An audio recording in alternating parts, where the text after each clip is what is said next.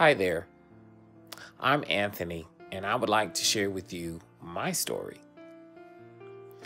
My story begins in Montclair, New Jersey. I was about 6 years old, and it was at that time that I knew that I wanted to be a teacher. Now, I had some pretty awesome teachers during my elementary school years, but I can't necessarily pinpoint any one teacher who impacted my life in such a way to inspire me to go into education. But I knew that I wanted to be a teacher. I would play school at home, sometimes with my siblings, most times by myself, and I would just teach my classroom of invisible children. And I had some of the most awesome times.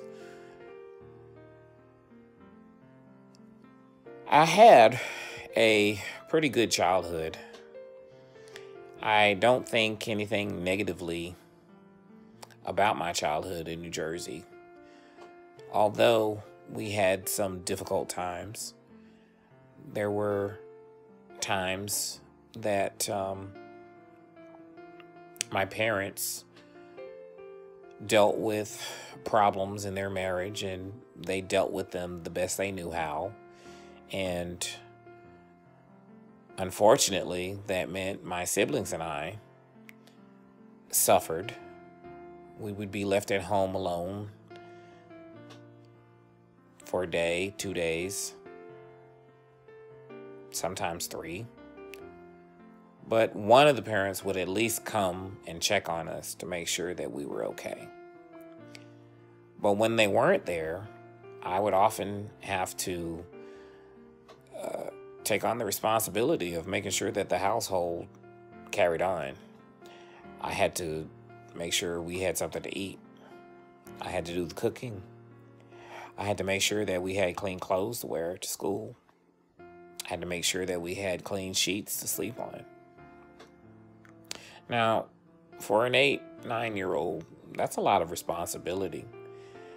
But at that time, I didn't really think anything of that situation. I didn't have any feelings of anger or resentment. I just did what I knew I was supposed to do to make sure that we were okay. And I felt like my parents, especially my father, were counting on me. Unfortunately, a neighbor got wind of the fact that my siblings and I were being left at home alone quite a bit. And so, to prevent our being taken out of the home and placed in foster care, my father drove my siblings and me to Alabama to live with our grandmother. And it was there that we got our spiritual upbringing. And I'm probably going to talk a little more in depth about my spiritual upbringing and the contrast between how I was brought up spiritually in New Jersey and when we arrived in Alabama. But I can't be resentful, because I know that in that entire situation, throughout that entire process, that was God crafting my life and bringing me to the point where I could realize my dream of being a teacher. So I have to give him all of the glory and all of the honor. He knew, although at the time I didn't know. And I often wonder how my life would have turned out if I had stayed in New Jersey. And quite frankly, I don't think I would feel a sense of joy and fulfillment that I feel now.